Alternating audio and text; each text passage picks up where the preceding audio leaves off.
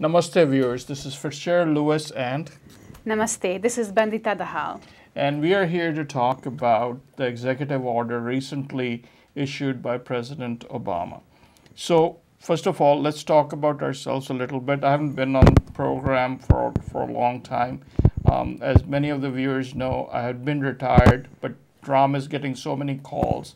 So he had called me to see whether or not I can come on and talk about the executive order and how things are going on.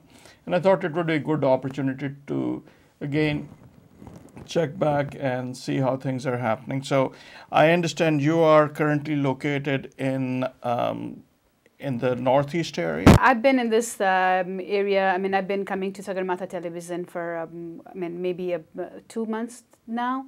And every segment we've been giving immigration. We've been talking about various issues and immigration laws. So today I'm privileged to come here and a little nervous to be in front of you and talking about the executive order, which was recently announced by President Obama on November 20th. So, well, viewers, one of the things that I do want to mention to you is that in this program we've always tried to make it so that this is not a solicitation of business. We don't want you to just come in simply to our firm, or in this case, actually, it's not even our firm, but the reality is to us, but to give you information. So that way when you're talking to your lawyers, your different immigration attorneys, you have knowledge about what questions to ask and whether or not you're being taken for a ride. In many cases, I know that one of the things that has been happening is, as I've been reading, right afterwards, there are so many notary publics. Yeah, that's something that you very rightly mentioned, Mr. Lewis, because one of the things that USCIS has been warning, or even training the attorneys, ELA attorneys, telling us to inform all the people in different areas, a different immigration background, is that be cautious, because right now policies are yet to come. There are so many things, like we are not sure. It has been announced, but many reforms and many policies, rules are yet to come, and there has no strict guidelines has been set yet. So whatever choice you make an informed choice. Understand what's going on, and just don't fall for the notarios who might And that's one of the main things to talk about. Is to start off with, there is nothing, you shouldn't be hiring lawyers, you shouldn't be giving money to notary publics. First of all, there is no reason to deal with a notary public, because only an attorney can represent you legally under the laws of the United States. So that's the first thing. Secondly, there is nothing to be done right now.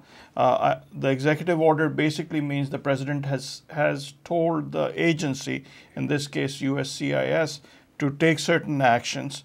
And the agency now has to issue regulations as to what actions they need to take, or what paperwork needs to be processed for people to be able to file, and what needs to be done. So there are standards that still need to be implemented. So I want to know more about you. This is the first time we are meeting. I'm pretty sure that the viewers want to know. And the good thing is today we have a lot of time, unlike the 2 or 3 or 4 minute segments we have on Sagarmatha.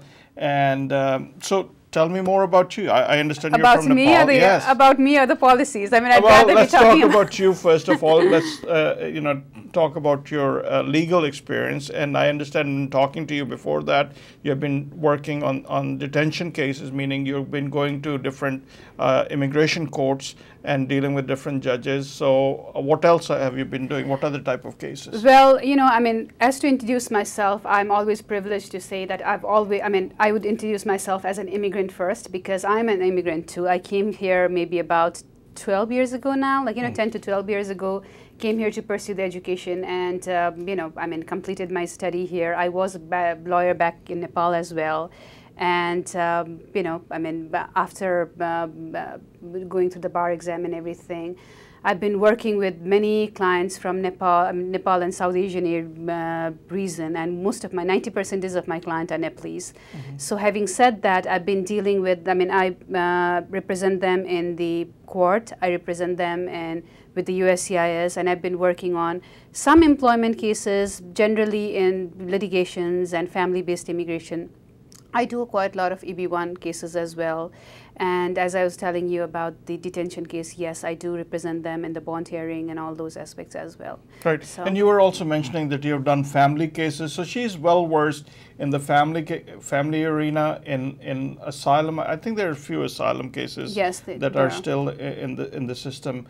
And of course litigation and immigration litigation, and of course employment-based cases. So here's a person who's fairly knowledgeable from your part of the world, who can speak your language, and feel free to call Ram whenever you have questions, and you'll be happy to answer those questions, right? Yeah. So let's talk about the law as such. Now, you know, there was a big uproar between the Republicans, and can we go into what was the issue about the Senate bill versus what was happening in House, and what the presidential action means, so that people understand the difference, how a law is made between the two houses, the Congress and the House, and then the executive order. What's the difference, so people understand? So, you know, I mean, right now, when the announcement, the recent announcement that came, we are excited. At the same time, many people are like, it's not enough, because we are hoping for something more. We are hoping for reform. Now, this order that President has recently taken is because, you know, he can't make law. As we know, that in every system there is the executive, there is legislative, and then the judiciary. There's like 3 branches of the government. As a leader of an executive, he won't be able to make law. So what he has done right now, this is an executive order, because while he's waiting for the Congress, the legislative, to come out and make the law, this is something that he's preventing. Like, for example, these people are in the least priorities, like, you know, I mean, they should not be deported first. So while they are here, what are the policies that we can do? Because everyone understands the immigration system right now is broken. Everyone understands that, you know, border is not secure, and there have been people who have been waiting for years and years, even through the employment-based immigration and all those systems. So right now, what do we do? Like, you know, this is, I think, a baby step, but I think I'm still excited, because at least there's something than nothing. And even within it, there are so many, like, you know, we can go point by point, but there are so many positive things even within there. So right. Yeah, so basically going back to, for a law to become the law of the land, basically the Congress means there is the Senate, and there's the Congress, the House of Representatives. So these two parties, or two houses, or bodies of lawmakers, they have to agree to create a bill, and then that bill is then given to the president for signature. So previously what has happened, just to bring you historically to where we are today, there was an immigration bill that passed the Senate. The House bill never passed, or nothing has happened. It's been tabled. What it means is that there's never a vote that was done. And Mr. Obama has consistently asked that, you know, do a yes or no vote on that particular immigration bill. And then he came in and said, look, if you guys are not going to do something, then whatever I can do within the limit framework of the current law, then I will take that. And that's what the executive order means. Is basically what he's looking at is, he took the current law and he's telling the agency, in this case USCIS, that you need to make certain changes to help the 15 or so million illegal people that are in the United States. The estimate is that I think 3 million or so will be affected. Yeah, that would roughly. Right now, I think 5 million, but the one that might qualify might be 3 million, considering the ones who apply, because majority of the people, or a number of people, don't apply, even though they qualify. A number of people never apply. So that's what the estimate is with the USCIS. So let's talk about the executive order first of all. There was a DREAM Act a few months ago. And I've not been practicing law for some time now. So let's talk about, first of all, what was that DREAM Act, what it gave to the people. So basically what happened was, in 2012, there was another order. It was more like, who are the dreamers? Dreamers are young people who came here as a child and then they acquire something. They go to school. They, like, you know, I mean, for them it is their home. They've been here. Like, you know, they were brought up by their parents, maybe at the age of 6 and 7, or even earlier than that. They go to school and they are in the mainstream America, and then they consider themselves American, you know. And then the reality hits when they hit to the college. They're like, you know, you can't qualify for this loan. You can't be like, you can't get the job because you do not have a legal status. Right. So, and many universities I know were not allowing them to go from high school onto universities because they were not legally present in the United States, right? Yes. So for them, what that thing did, whatever came, like, you know, the order that came, it's called DACA, which is, you know, deferred action for child arrivals. So when they came, what that action did was, they had to be, like, you know, they had to come to US before 2007, July 15th. And if they were still under the age of 31, they could qualify for that if they were still in school. So they had to be studying something. And then what that would do was they could apply for work authorization. They could work. And so that was a big thing because it helped, I think, many people. And still, as Mr. Lewis said, many didn't apply for it. You know, many people who would qualify would not apply because they do not, either they didn't have the resources or the information or the way, like, you know, that's where our role comes in, because we are here to inform the people, this is what's available. So, which was a big step for many people, but then it stopped the people who had already turned 31. You know, because they were still, like, you know, there were some people who were still studying, there were some people who still came here as a child, and now, even as a parent of the US citizen or the LPR, which is a legal permanent resident, there are many people who are inside here. So now, this policy, what's different from that one that came is like, which is covering everything that they had and advancing it a little more. I think I would go like that. Okay. So, do you know of people who did get? Because I know in our office, I was actually having during the Thanksgiving time, I was meeting this young girl, and she said, you know, she was at our house, and I said, oh, hi, how are you? She said, you don't know me, but I know you. I said, how come you know me? And she said, oh, your office applied for me, and because of that, I'm able to enjoy. She had a work authorization. And I think it was only good for next number of 2 years, 2 years at a time. And she was talking about that it needs to be extended or whatever. So that was one thing. Yes. So you had to be under the age of 31. Am I correct in that? That's correct. And number two, you had to be a student to qualify under that program. Entered below the age of, like, you know, when you came in, you had to be under the age of 16 when you came in as well. When you did this. So now let's talk about the current executive order. It was recently done. We have already talked about the fact that the rules are not promulgated, so you cannot run in and start filing applications. So there's no need to be spending money. And of course, you will be coming back on this program and telling the viewers when this would be available. So let's talk about the executive order itself. Let's say that I am illegal in the United States. Give me the good news. Undocumented, you mean? Yeah, let's say, okay, undocumented. See, this always takes a lawyer to explain. So let's go back. So let's say I'm undocumented alien. Alien is a person who's not an American citizen, right? Yes. Okay, so I'm not an American and I'm undocumented. Tell me, what are my rights under this new promulgation? So this one, like, you know, this particular rule that has come, it covers various sectors. So right now we're talking about, there are two things. One would be DACA, the one that we mentioned before. I mean, if I'd ask your age, how old are you? I'm not going to ask you for that. Thank you.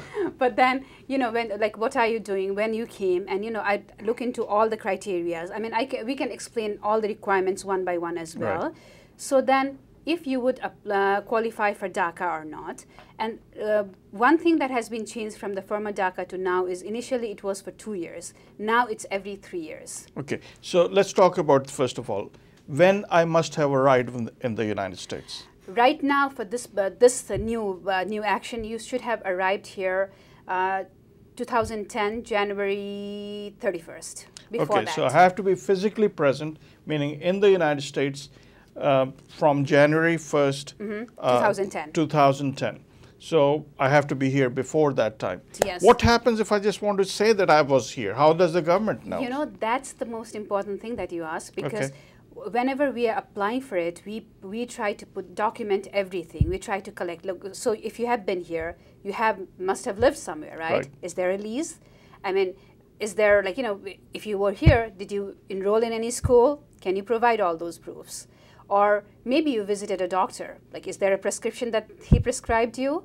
Or is there, like, you know, do you have, I mean, many people come here, like, you know, they have a passport and everything. So do you have I-94 or the passport? Or in some cases, if it was EWI, which is entered without inspection. Yeah, I was smuggled in, for example. If I was smuggled in through one of the bordering countries, what do I have to show? So we have to show as much as possible documentation. In some cases, what, like, you know, some of the lawyers have done is even the pictures in front of, like, you know, if you were here, maybe pictures in some cases, if they're, like, you know, there's a date on it, maybe a little receipt that you went to the CVS store and bought something, you know. I mean, we try to pull as much as possible. If there's none, then even the affidavit of your neighbors saying that you lived in this area or you were here, like, you know, before that time. So we'll try to, I mean, one thing that you can do if you are thinking of applying anyway is start collecting documents now of that you were here before 2010, January 1st. Let me also caution the viewers on one thing. This is not the first time that this type of information has been required. Since '86, when President Reagan signed it, there was this farmers' cases that were done, and a lot of illegal activities took place. So please make sure that you're not conjuring up documents, you're not faking documents, because if it comes in, I have had situations where people got caught even after they were citizens, and the U.S. government went after them, not just simply taking and revoking their citizenships, but also putting them in jail. It's something that you should try to avoid. So that's the one thing. So let's say that I have been here for longer than or before 2010. What are the things I have to do to be eligible under this program? So you could be, like, you know, you could be in removal proceeding. That's, like, you know, that doesn't stop you. So I could be in deportation? Yeah, you could be in deportation as well. So now what President Obama has done, like, you know, November 20, he executed those orders, and November 21 also, like, some part of it. He has now authorized all the agencies like ICE, which is, like, you know, Immigration and Custom Enforcement Offices, and CBP and all those offices. Usually what happens is people are reluctant to go in front of the police because they are worried they might be deported. But these people, you know, they should not detain or they should not catch these people, because those people can qualify for this benefit. So these agencies, even DHS, these agencies have been informed now, like, you know, if you fall into these criterias, then you might not, like, they might not detain you at the moment, or even if your case is in the court, then they might do something to apply, like, you know, to apply for the prosecutorial discretion and all those things as well. So those are the criteria. So I could be in deportation, or I could be sitting home, or whatever. And what other things? Do I have to be married to someone? I have to have, what other things do I have to do? For DACA, no. But for DAPA, like, you know, now we move on to DAPA. Another one is the parents' accountability, which is deferred action for parents' accountability. For that, there's a catch that you have to be a parent of a lawful permanent resident or a citizen. So I have to have a child, I guess. Yes. So the first thing is for children who are, or people under the age of 31, do they have to be still in school or no? Some kind of school, yes. They might have to be, you know, it doesn't matter. It doesn't have to be the high school or something, but they have to be studying something. Some education institution.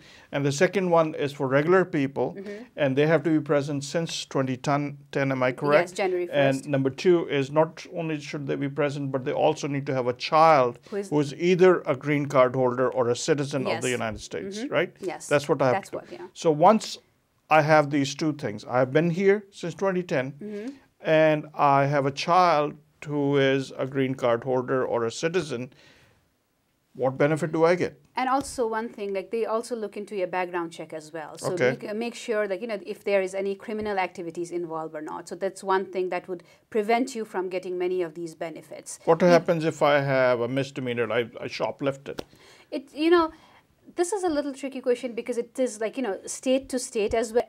I would not generalize these topics. Right. We have to work into each and every of the crime. Like, if there's any criminal activities, you have to talk to an experienced attorney to find out whether it's like federal or like, whether it's crime against moral turpitude or whether what kind of crime it is. You have to look into that. Okay.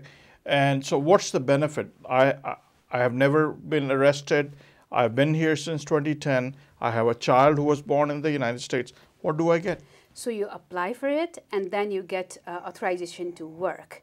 This will let you work for 3 years at a time. You apply now, and I mean, although they have been taking out you would not be able to get any public benefits. Okay. You would be able to get the work authorization. In some state, you might be able to get the driver's license and everything also. That would be state-specific issues. Right. And you will not be able to get any federal funded, Medicaid or Medicare, just because you do have that's DAPA status. Okay. So those things you have. So it allows me to have some type of, not necessarily legal status, but some umbrella that covers me. So if I'm stopped by the police or the government, I can show them that I have some document. I can go to my employer, I guess, and give them the document saying that I'm authorized to work. Yeah. What about taxes? Am I required to pay taxes? Generally, yes, you are required to pay taxes, even the people, because it's an open truth that everybody who's here, they do work in odd jobs as well. And even if you do not have any documentation,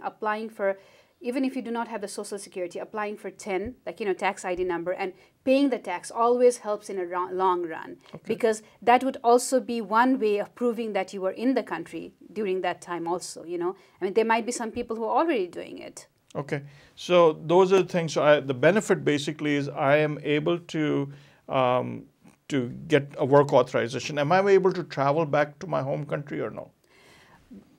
I am not very sure about that at the moment, just because that is not your, it is your work authorization, but not the travel document. So we are still waiting for those policies to come out. To see. My understanding is basically because this document is not giving you legal status in the U.S., it doesn't change you from unlawful to lawful. So based on my discussions with a couple of other people, it's my understanding that will have no impact. And of course, if you do leave the country, you will have the 10-year bar that would apply. That only stops applying once you get your green card, and that would not be the case.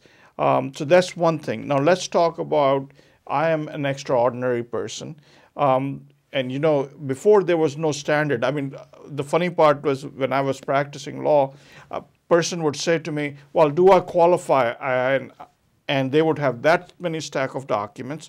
And I said, well, I don't know. And they will say, well, here's another person, and she only has this many stack of documents, but she got her green card. And as an attorney, I would say, I will try my best. So is there something... You're talking about the EB-1?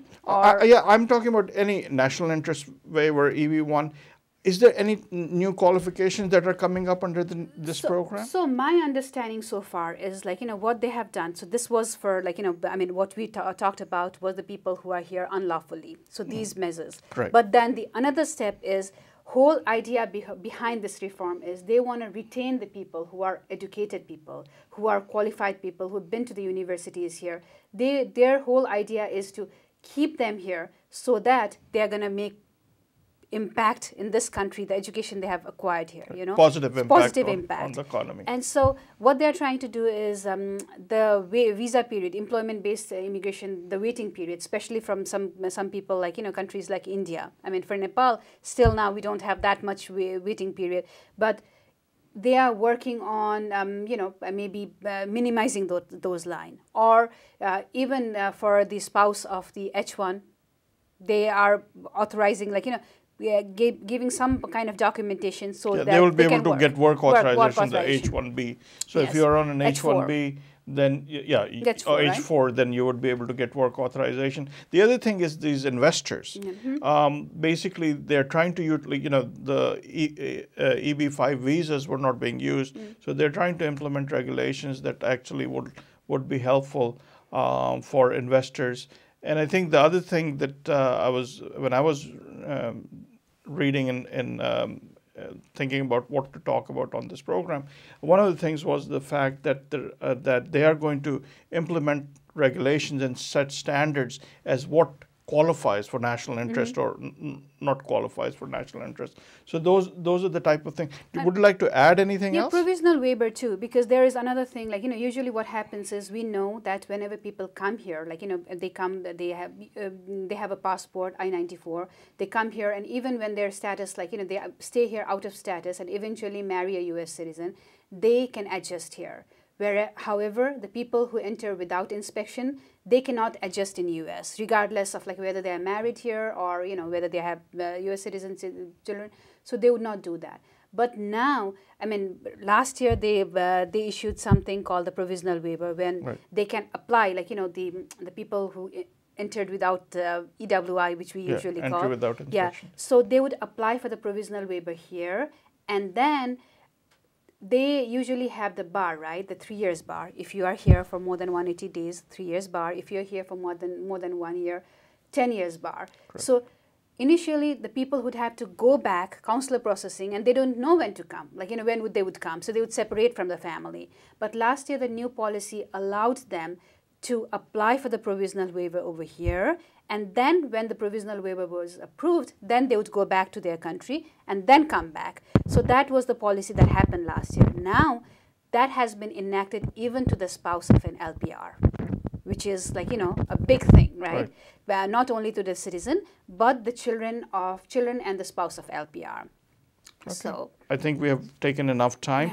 And we've talked about the fact that, number one, the executive order is out. Number two, there are no rules that basically tells you which document you must file, when you must file, what's the filing fee, where you file it, how long it's going to take. All of these are going to be coming in, and certainly you will be coming back on the program and talking about these issues. As per the discussion today, you have heard that, at least there's something for us to be happy about. There are new policies coming in. And you have heard many discussions saying whether it's amnesty or not, and whether this policy would be like, we have heard discussion from the both sides saying that it is rewarding people who violated the law, and it is like I mean, if this continues, then more people who are undocumented or as called illegal people would come in, and they would it would attract them. But the fact is, like this thing, I mean, there has been many changes, like Mr. Lewis mentioned as well, because it has been historically, in every president has done something to promote, or like, for immigration issues, new policies, new rules, and new laws have always come. And this one is not the amnesty or not the green card or the citizenship, because president does not have an authority to give citizenship or the green card. It's just an order that's going to benefit the country as in reward, because what will happen when all these people who've been working in odd job start paying taxes? It's going to benefit the country eventually. That is the whole idea. And one thing is, like even for us, even for people who've been practicing, even for immigration lawyers, we are looking into it. We have been attending many conferences. We've been reading many papers, and even like you see, even we do not agree in certain points. So that means that these things are very technical. So always try to get help from somebody who knows it, so that any small thing that you commit does not commit to be a fraud. Any like innocent mistake eventually does not like restrict you from getting the benefit eventually. So that's the information I wanted to say. And thank you so much for Sagarmatha Television for giving us this platform so we can inform like our community about what's in there. Amen. And for now, we want to say goodbye and God bless. Yeah. Thank you. Thank you.